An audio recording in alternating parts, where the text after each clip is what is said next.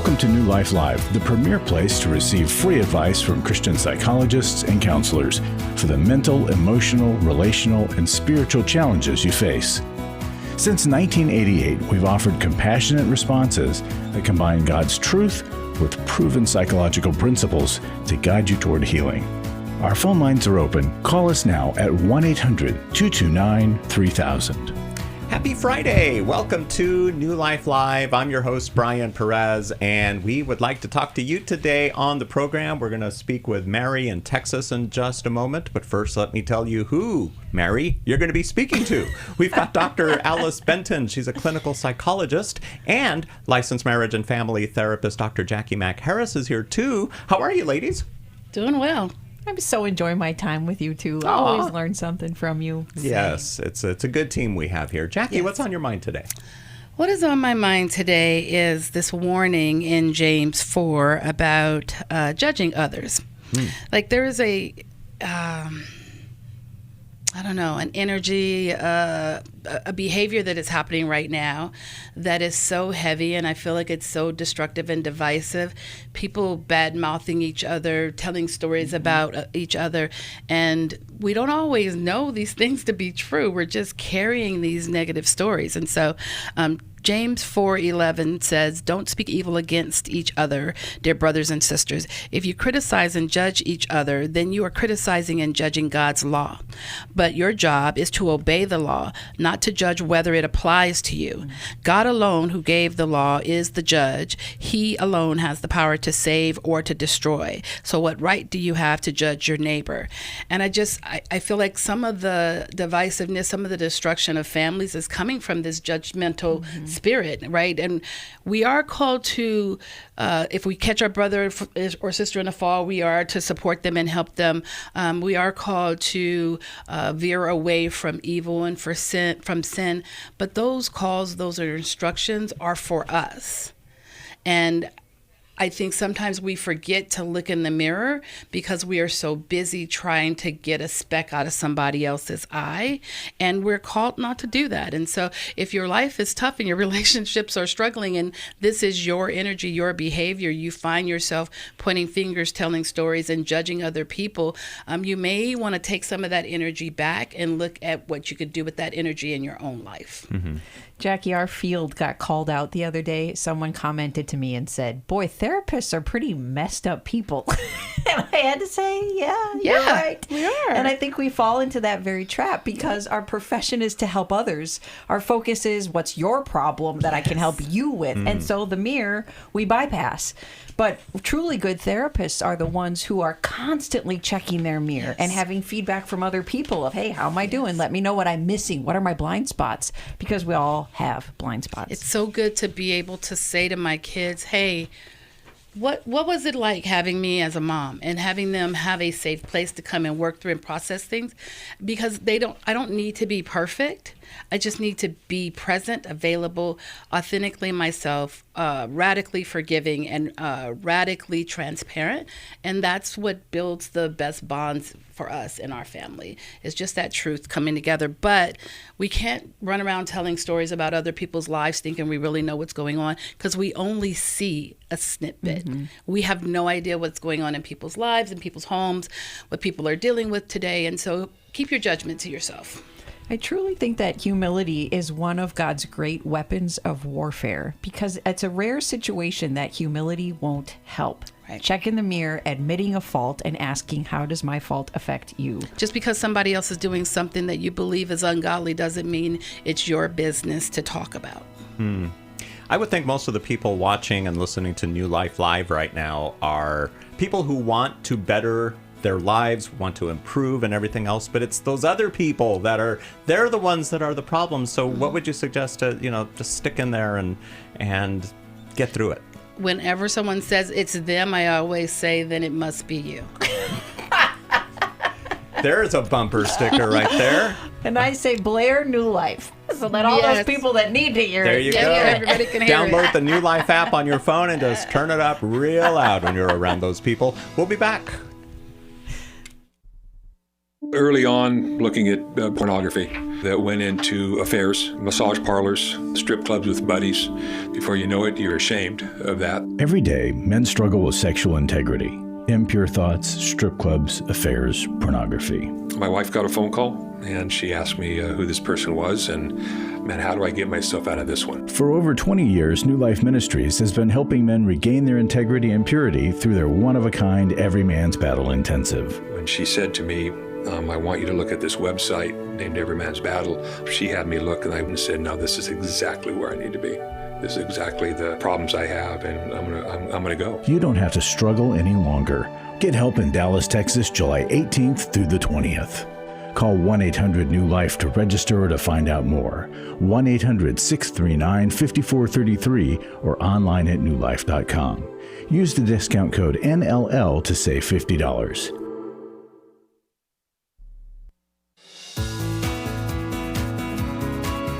To find out more information about New Life or to order any of the resources mentioned on today's program, call 1-800-NEW-LIFE.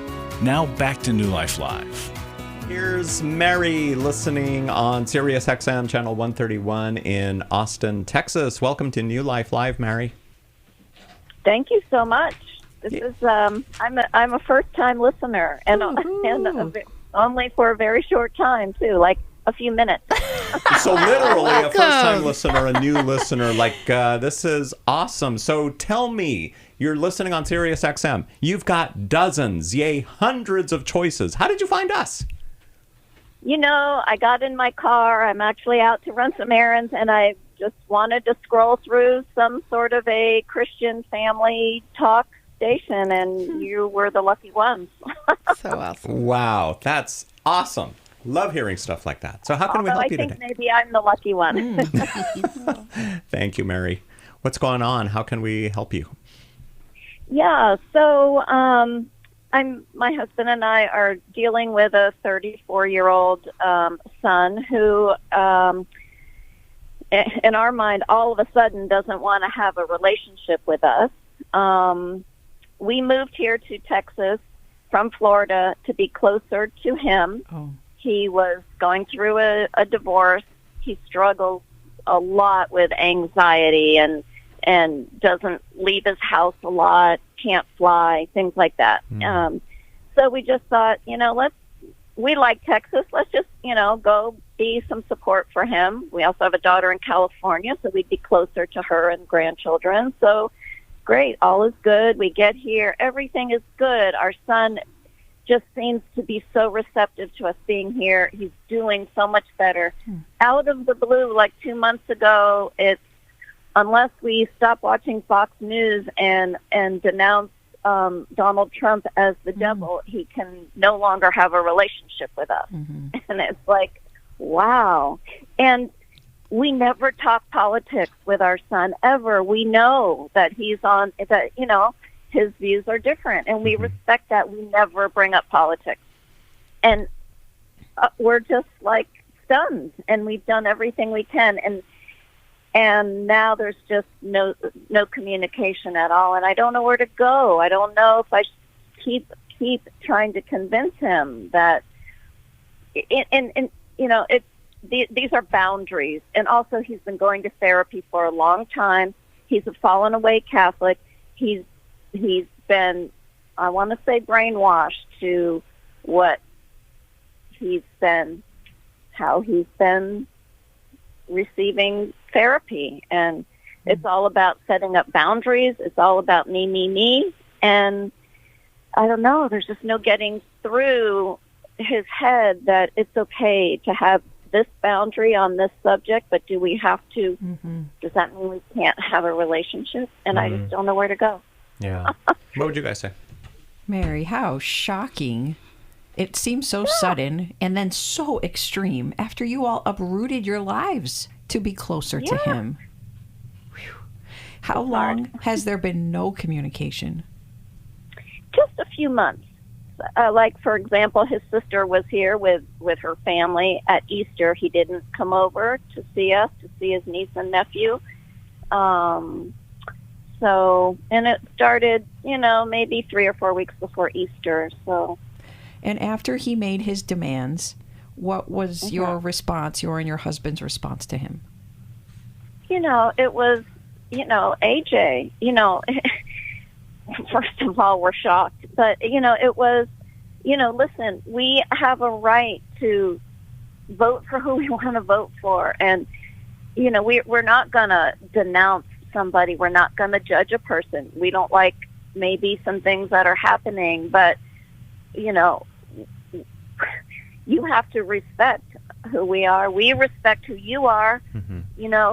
We've never brought it up. It's just, and we've tried to just be loving and understanding and, Well, you already seem to be doing so many things right and being cautious not to bring up your political views previously, knowing that he differed from you. And so to want the same respect that you were giving him is completely understandable and natural. Now, I am going to challenge you a little on your response because I want to help you with this. It's so normal to have a "Hey, listen up, son" response to our children, and to point out we've got a right, you have to respect us. But it's not true that he has to respect you. He should, but he doesn't have to. And when our adult children are told you have to listen and you have to respect because we've done that for you, everything you're saying, there's a lot of accuracy to it, but it tends to build the wall rather than break down the wall. And so flipping that from you listen to us, it's so helpful to go into, oh, wow, our views have obviously been really upsetting for you. We're going to listen to you. Why? What happened? And please show us, what have we done in our political views that has given you such cause for concern? I'm going to be a listener because I want to understand where this is coming from. Now, it doesn't feel right or natural because he should respect his parents. He should honor his parents. God even says that. But going this humble, listening, wanting to understand route makes it more likely that the bond can be rebuilt. And so even though you have no communication with him now, I might try putting that into writing. Listen, I didn't listen as well as I should have. I want to take back some of the things I said, and I want to become your listener. Would you give me another chance, a redo? Mm-hmm. How do you feel about that? How does that land? Yeah, I feel like we have tried that route, actually, that, we've asked him, what is it that about our views that make you feel like we can't have a relationship? Was he able to answer that? Oh, sure. He goes on and on about, because you claim to be a Catholic and a Christian, yet you won't denounce a rapist and a criminal and a blah, blah, blah, blah, blah. And he tries to come at us from a morality point of view, and how could he have a relationship with someone who claims to have these morals but really doesn't, because you don't denounce this person. I've tried to say I don't judge people. Only God is the judge. So you're wanting me to judge this person, and I'm not going to do that. I'm just not. Well, and I think I wonder if he feels like voting for him, you were making a judgment in that, and so you've already, in his opinion, made a judgment about this person. He's believing you've made a favorable judgment. When you guys talk about the differences when you have talked in the past about the differences, are you able to mirror back what the other person is saying? Are you able to understand, or do you guys just end up in a back and forth, tit for tat kind of argument? We usually end up in a back and forth, tit for tat. So that means that no one's listening. And so while you might think that you've heard what he had to say, he didn't feel heard at all. And so if you're wanting to do the repair work, then that means trying the comfort circle. We've mentioned that a couple of times as we've been together. The comfort circle is a way of communicating and hearing the other person's heart. It's them sharing the thing that is causing them stress, the emotions around that, and where that might be coming from for them, and what they need. And it's tough to have conflictual conversations with people because we think we're supposed to go back and forth. And actually being an active listener and doing repair requires you to just listen and mirror back what the other person is saying, validate what they're saying, but to constantly challenge and say, okay, well, that's this and here's mine, we're not listening. A person feels listened to when you dig in, be curious, ask more questions about the thing they brought up and not switch track to turn it around about you. And so it sounds like in the conversations you had, they didn't go anywhere. He didn't feel heard. And so it just came down to this boundary. And in therapy we do teach people to set the boundaries that are best for them.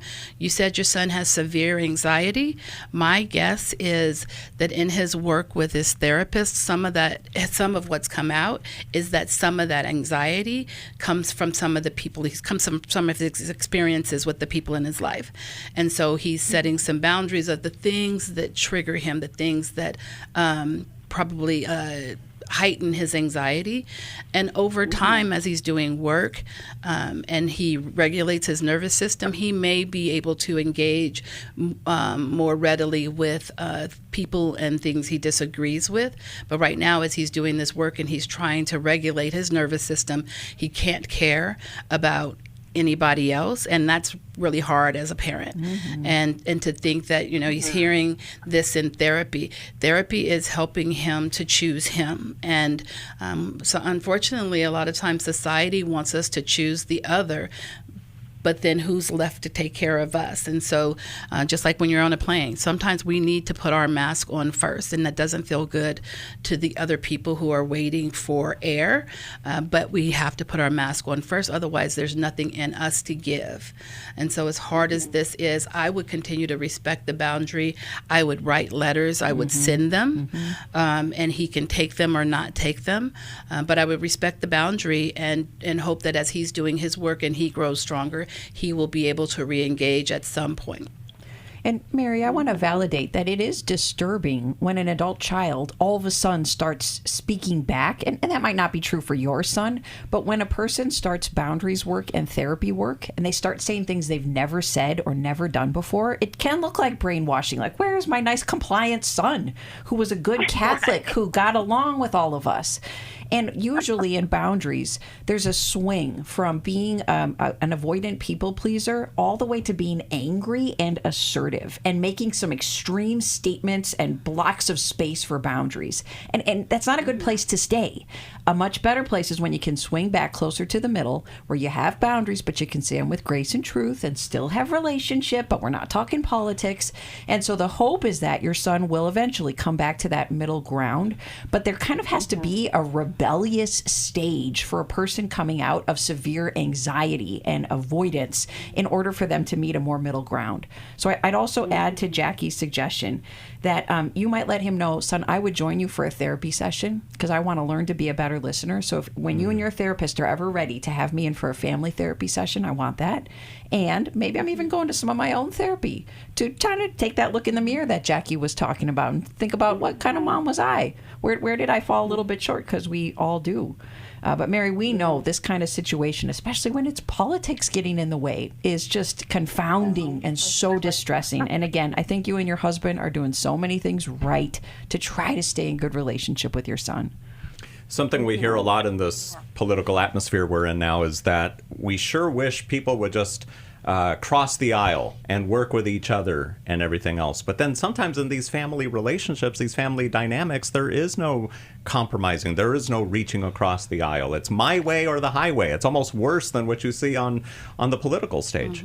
But in Mary's case, that's what's happening. It's like her son is saying, nope, you voted for that guy, we can't ever talk again. I mean, that's just crazy. And I think a healthy goal is not to make the people around us believe what we believe, but it's to get to a place where we can understand, where I can say, your point of view makes sense. I differ. I act it out differently. I see it differently, but I get why you don't like this person. I get why you think this is immoral. But we've got to listen long enough to get to that place of truly understanding the person who differs with us. Should we send Doing Life with Your Adult Children or How We Love? What do you think for Mary? I think How We Love, because it could really help with the conversations. Okay. Since those conversations have been that back and forth, back and forth, back and forth. And it seems like they had been doing pretty good with their adult children until this. So I would give them How We Love. But if Mary, you also want to purchase How We Love, if you also want to purchase Doing Life with Your Adult Children, we know that would be helpful, but we want to send you the free gift of How We Love. Mm-hmm. Mary's like, wait, I just found you guys for the first time and you talked to me and you're going to send me a free book? This is awesome. I love New Life Live. Those are Mary's words. I know that's what she's saying right now. We have her on hold right now because we're going to get her address and we're going to send her a copy of How We Love, which is available for purchase on the newlife.com store. So is Doing Life with Your Adult Children. We've got so many resources there. We've got a video library. We've got so much going on at New Life. Make sure you follow us on social media too, and you can like us on Facebook and YouTube, and we put up so many, I'm more of a Facebook guy. I don't do all these other things, and we just these inspiring little things that come out every now and then, and it's not over inundation or anything. It's just really good little texts that we get. Yeah. Well, and if you want to clean up your algorithm, like Jacqui was talking about before, linger over New Life. That'll clean up the content. Definitely. We'll be back on New Life Live. I was stuck. I was so stuck. 27 years married. My husband addicted to pornography for the majority of our marriage. I was very isolated and didn't really know which way to turn. If you've been affected by betrayal, an emotional or physical affair, or pornography, Restore Intensive will equip you with support and tools to help you through. When two people want to do their part, we can be restored. But if they don't, we can still be restored. We are not stuck because someone else made a decision. That God lets us weigh in on how we want to walk out our life. Our wellness does not hinge on another person's decision. The Restore Intensive is coming to Washington, D.C. November 7th to the 9th. Register online at newlife.com or call 1-800-NEW-LIFE and use the discount code NLL to save $50. You guys helped me figure out what was going on. 1-800-NEW-LIFE and the discount code NLL. I was sort of vaguely familiar that the 12 steps had some origination in the Bible. I found Life Recovery, and one of the things I liked so much was that it had such a broad appeal. It wasn't limited to just alcohol or drugs, that it was addressing a wide range of problems. At New Life, we believe everyone can benefit from a life recovery experience. There are life recovery groups all over the country. They take place online, in conference calls, and in person. And if there isn't one in your area, we can help you start one. We have startup materials, leaders' guides, CDs, Bibles, and more, all with discounts available for groups. Call us at 1-800-NEW-LIFE and ask for Terry Ward. The 12 Steps have long been a great help to people in recovery because much of the 12 Steps' power comes from the fact that they capture principles clearly revealed in the Bible. The 12 steps is really a pattern for all of us as Christians. Call 1-800-NEW-LIFE. That's 1-800-639-5433.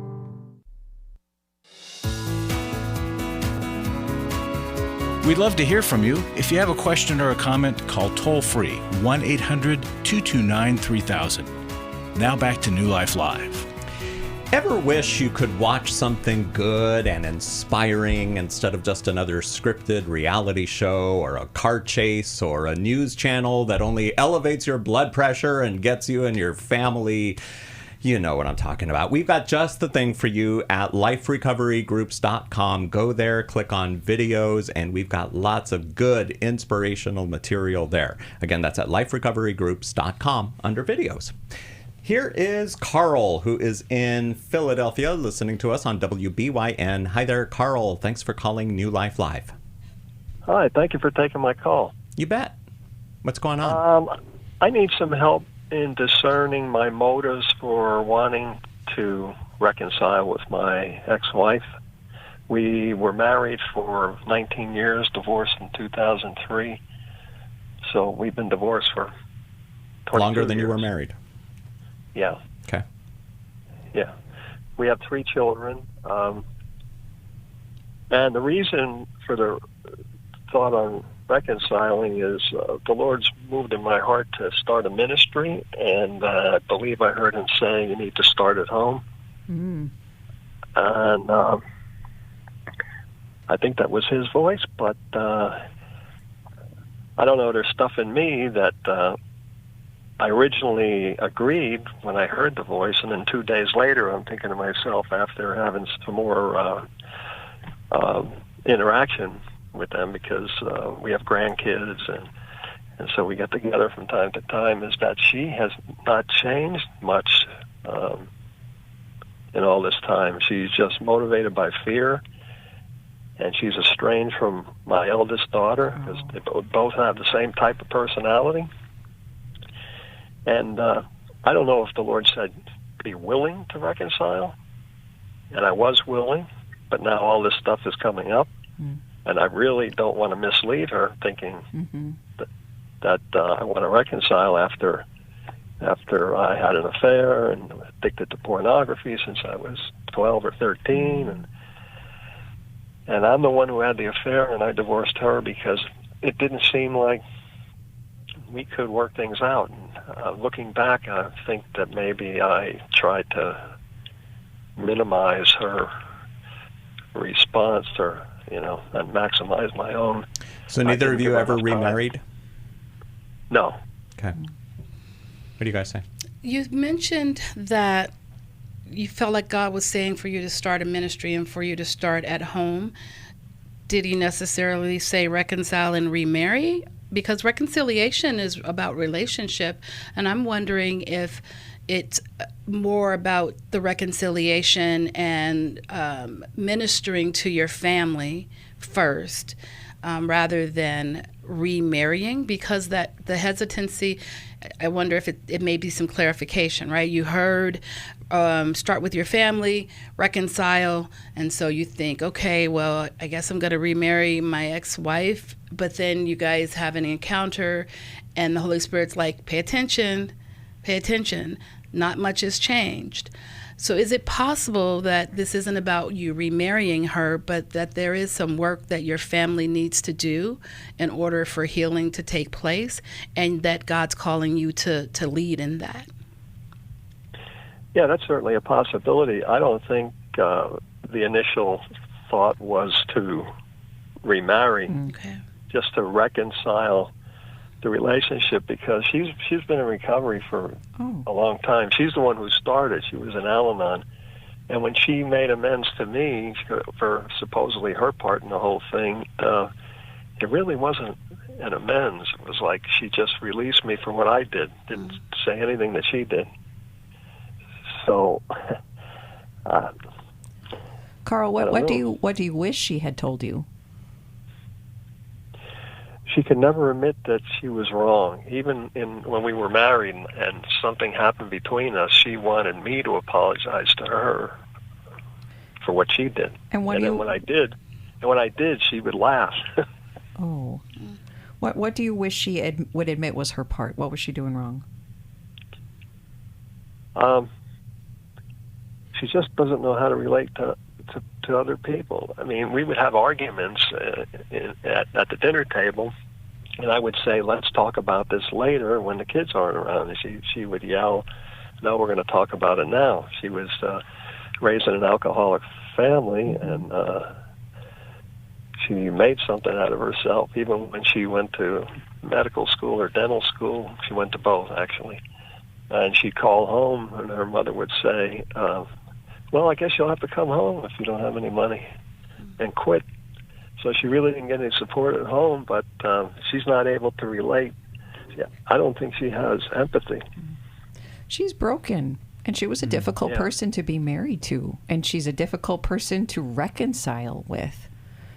I believe you. And even though she's been in recovery and Al-Anon, there are still some blind spots that she has, that if it is God telling you to reconcile, that makes that information from God pretty difficult to swallow.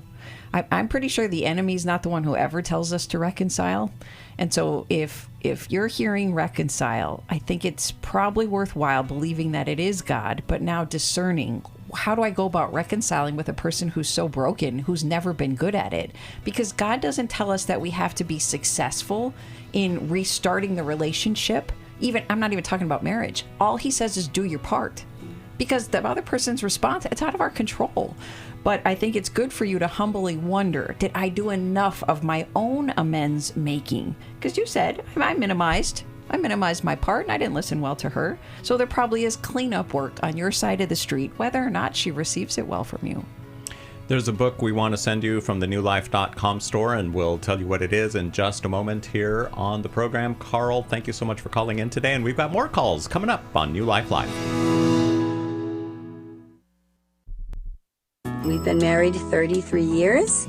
We attended the Intimacy and Marriage Workshop.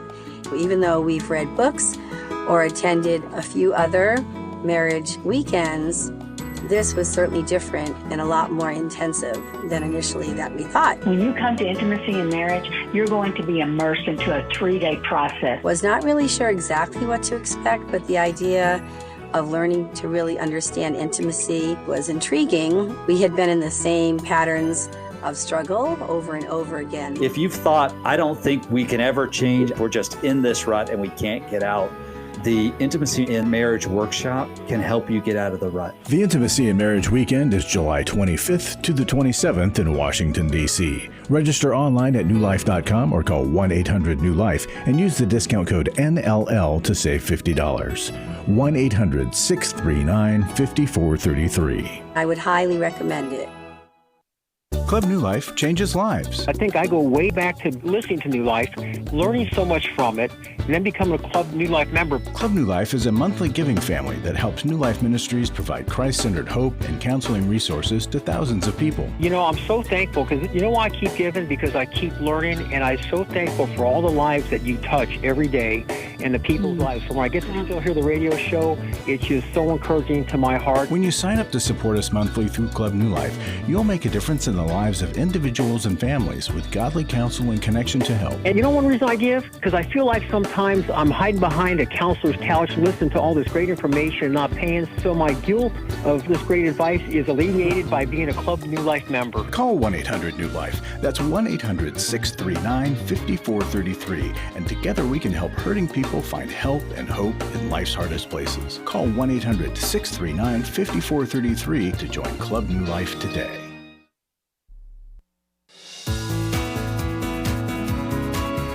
We're glad you joined us for New Life Live.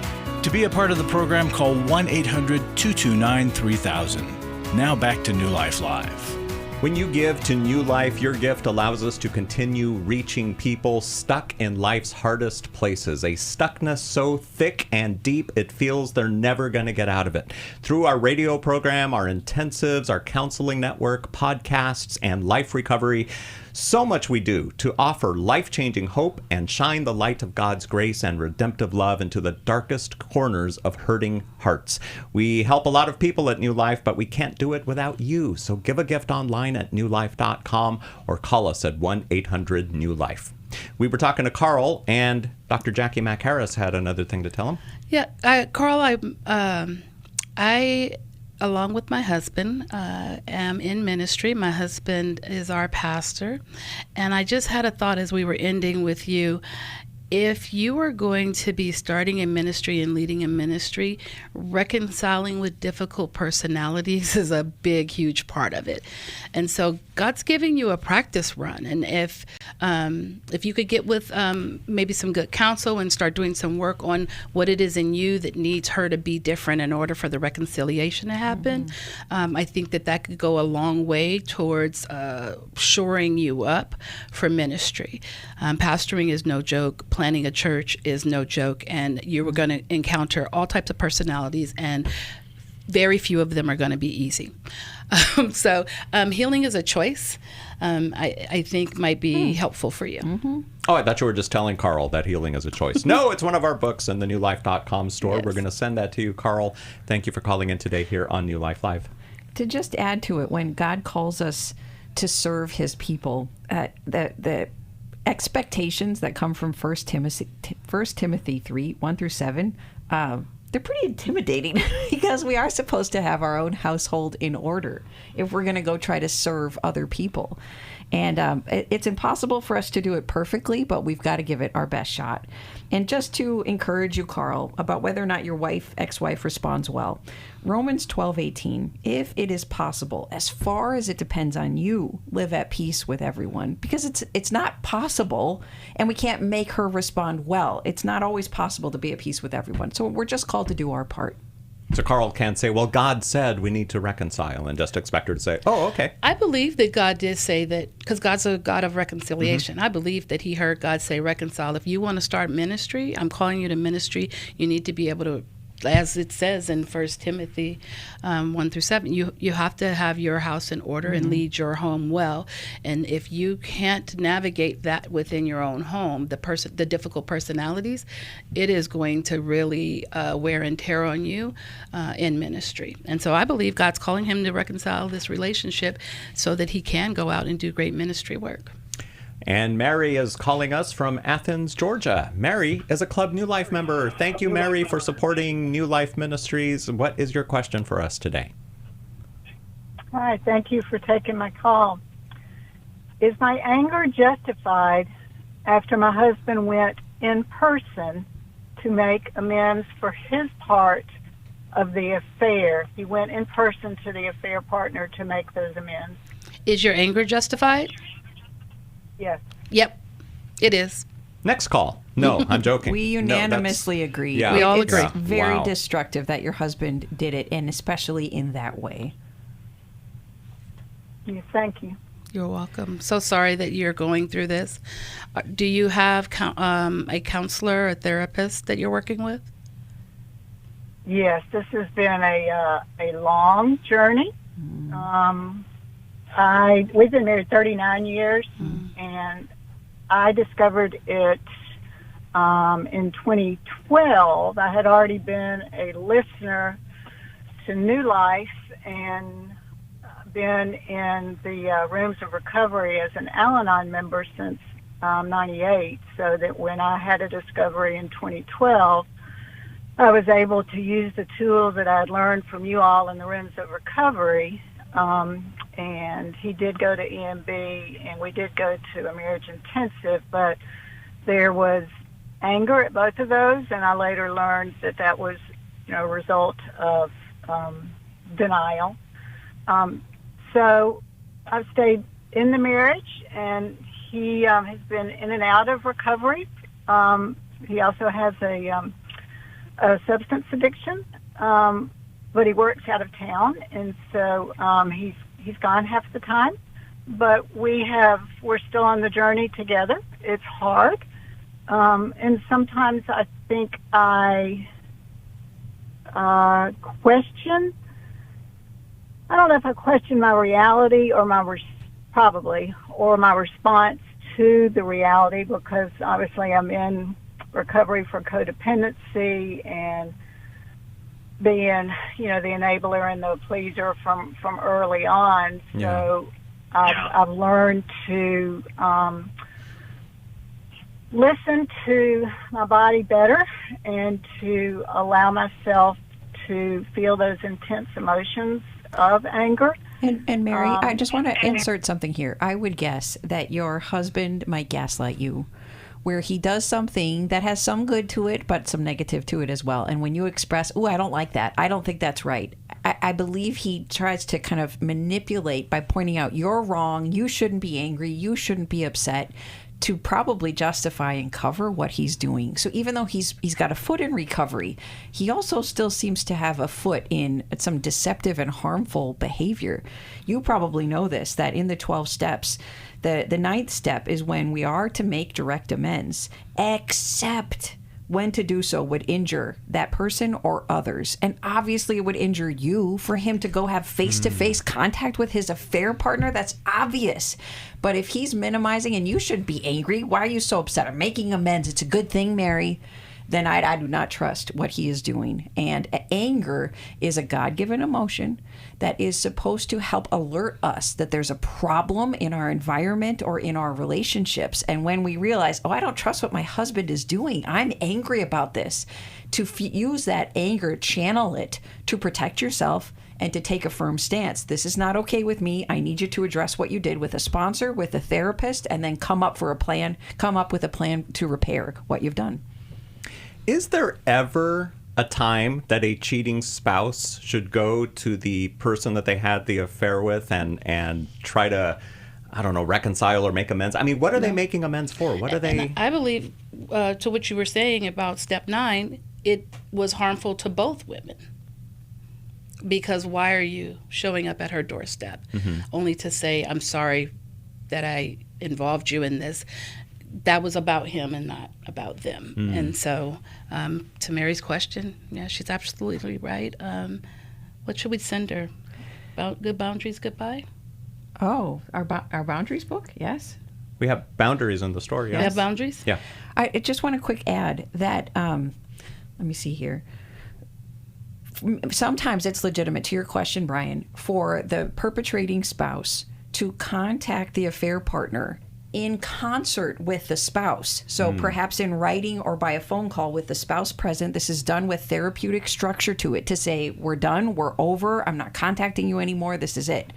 And so sometimes that's appropriate to do, but it's got to be planned, it's got to be guided, because it is so risky to continue any form of communication with an affair partner. And I have to take back my words. To the last caller, I said, I think reconciling, God would be the only one to tell us that, not the enemy. Well, this is an exception. If we're hearing reconcile with your affair partner, that is not from God. He would not tell us to do that. Wow. All right, Mary, thank you for calling in. We're going to send you a copy of Boundaries from the newlife.com store. Let's go to Michelle in Denver, Colorado, listening to the New Life podcast. Hi, Michelle. We're coming up to our break, but maybe you can get your question out to us. Okay, yeah. So the question is, I have 2 sons, 21 and 23, and they are both in active addiction. And the question is, how do we respond relationally? And an example is that they both just had birthdays. I wanted to give them their birthday gift, but my husband and I are going back and forth on what does that look like? Should we even be doing that? What is our, relationally, just kind of like in a marriage when people pull back, what does that look like? Because I told a couple weeks ago, too, about one of these sons. So it's still going on. Actually, Dr. Alex. Yeah. Well, yeah, for sure. But this is just a different question. Was the gift that you wanted to give money? No. Or something that they could sell for money? No, it was going to be like food. I wanted to go to Costco and get them food so they'd eat. Okay. And socks and underwear. Michelle, it's a complex question. How do you love without enabling? Yeah. How do you love without funding the ongoing addiction? So we'll come back after the break with some answers for you. Yeah, Michelle, it is time for us to take our break, but we'll be back here on New Life Live. Thanks so much for listening today and for watching us as well, and for supporting us financially, for praying for us, for praying for our listeners, you guys here, and everything that they're going through. Come up alongside them and keep them in your prayers. Write down their names, write down their situation, and then pray for them as part of your daily meditation before the Lord. We'll be back on New Life Live. Do you need help for life's hard situations? My husband recently said he wanted a divorce. I'm confused on what I should do. I have an eating disorder. New Life Live answers your questions on relationships, grief, addiction, trauma, anxiety, and much more, all from a biblical perspective with our panel of professional counselors and psychologists. I learn a lot from your program. You help so many people. I appreciate your ministry. Whether you listen or watch, there are so many ways to connect with us to ask our panel of counselors a question. Call us Monday through Wednesday at 1 p.m. Eastern, 10 a.m. Pacific at 1-800-229-3000 to ask your question on New Life Live. or go to newlife.com/radio for other ways to get your question answered. I'm trying to find help. I just want to know how to set boundaries. If it's a sin, what am I supposed to do? Need a therapist or a coach, a resource, or an intensive? Call us at 1-800-NEW-LIFE. That's 1-800-639-5433. 1-800-NEW-LIFE. For over 35 years, New Life has been the most trusted name in Christian counseling. Your ministry has saved my life. If you struggle with emotional hurt, family or marriage problems, the pit of depression, or the pain of addiction, we can help. I'm down 100 pounds now from what I was. I found a counselor through New Life Ministries, and it's just been outstanding. Our treatment programs provide clinically appropriate solutions from licensed professionals, all in a biblical framework. I have had problems with alcohol. I think God has ordained this place to be His. You don't have to be a prisoner of your pain. Help is available at 1-800-NEW-LIFE. She tells me that I'm a new man, and I feel like a new man. It worked for me, and it can work for them too. This time it is different. If you're ready to take the first steps toward genuine spiritual and emotional healing, call us today at 1-800-NEW-LIFE.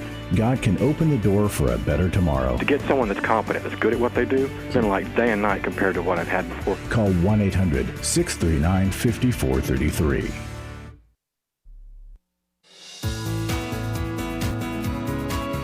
To find out more information about New Life or to order any of the resources mentioned on today's program, call 1-800-NEW-LIFE.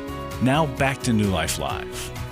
And let's go back to Michelle in Denver, finish up our conversation with her. I think, Jacqui, you wanted to say something to her.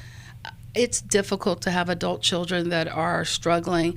My husband and I recently talked about how we took so much of the struggle out that they maybe missed some lessons. Yes. And so while this is a really hard time and it is their birthday, the rewarding them really does feel like it is, or the gifting them really does feel like it is rewarding this behavior, and it continues to shore them up. And it is the everyday essentials that she's talking about giving, but that still shores them up to be able to now go and make drug choices. Oof. So a couple of signs, Michelle, to look for.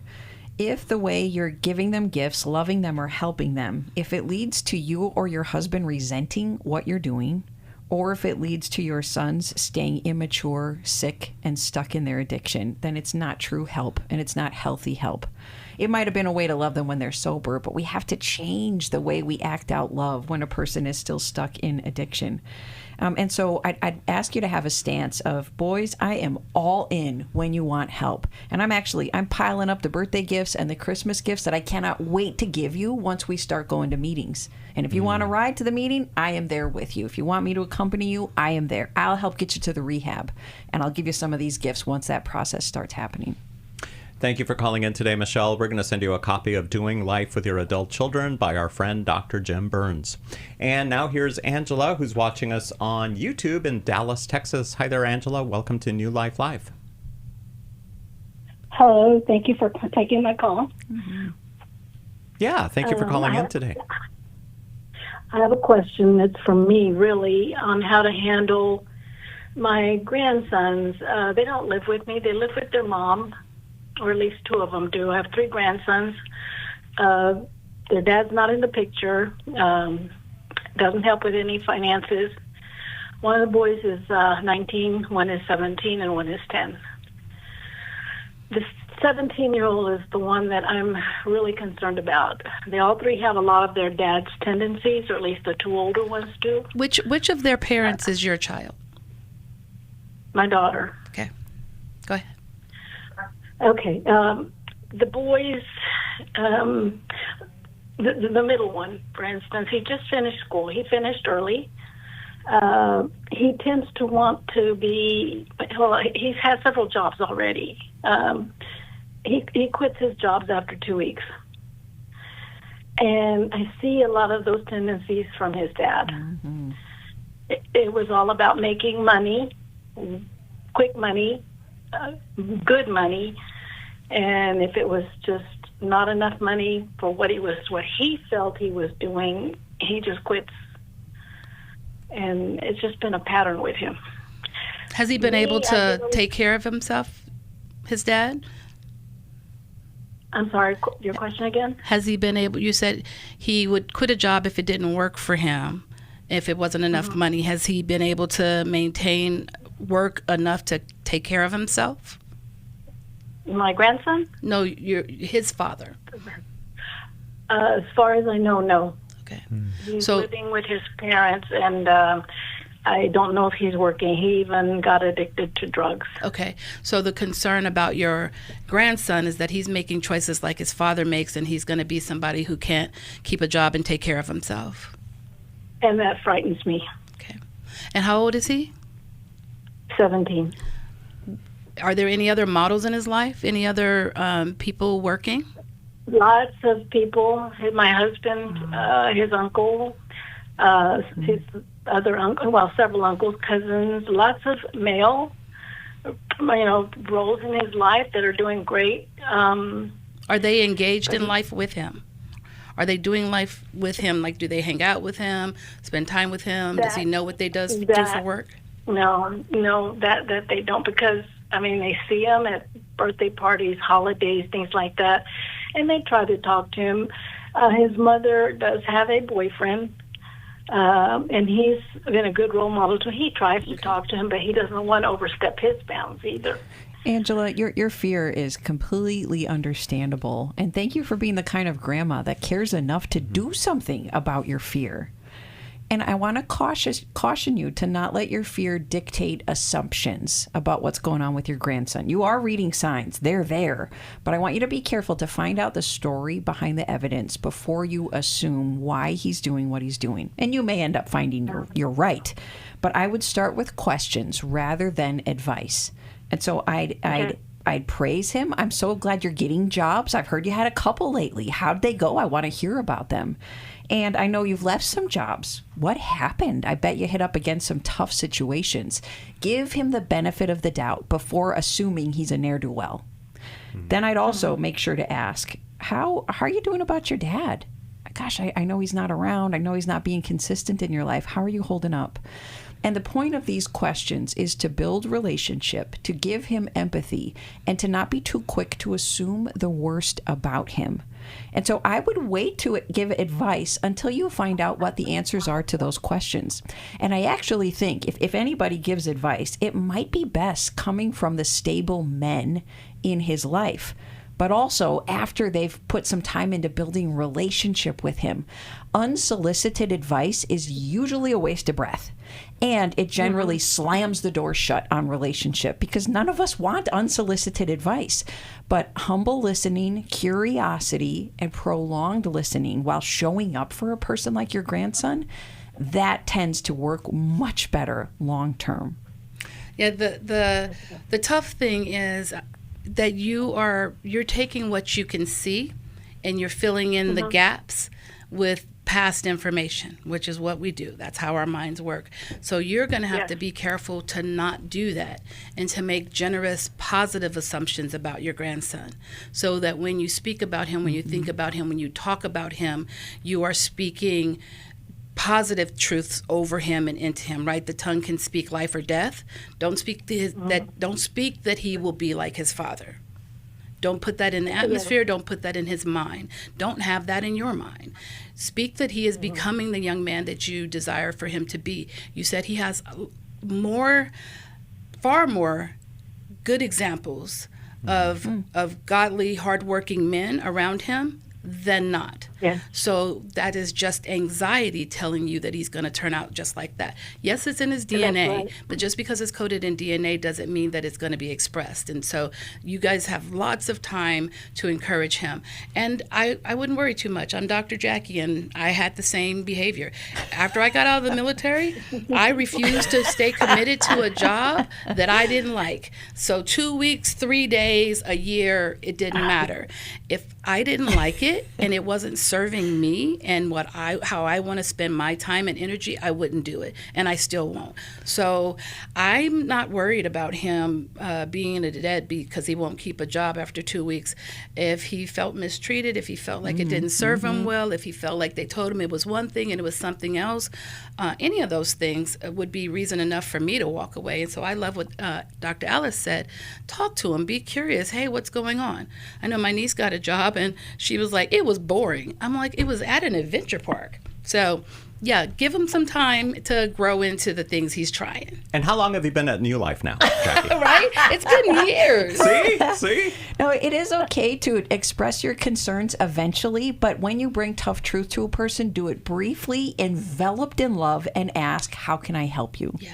Bring the curiosity. Yep. Angela, we're going to send you a resource from the newlife.com store. And I just want to say thank you to everyone who called in today or this week. How we love it's our Friday. kids. How we love our kids. Okay. Everyone who called in to New Life Live this week, thank you for doing so. You took that first step to get on the path to healing, and it's your turn. We would love to hear from you. We'll be back on Monday. You can even call us right now at 1-800-NEW-LIFE. There's a caring person who can help you find your next right step. Have a great weekend. We'll see you at church on Sunday, and we'll talk to you on Monday. God bless. Thanks for listening. We hope this program has helped you by giving you insights for handling the challenges you face in your life. We want you to know that we're here for you, but you also need to know that New Life Live is a listener-supported ministry. To make your donation or to get any of the resources mentioned on today's program, call 1-800-NEW-LIFE. That's 1-800-639-5433 or online at newlife.com. Please join us again on Monday for New Life Live.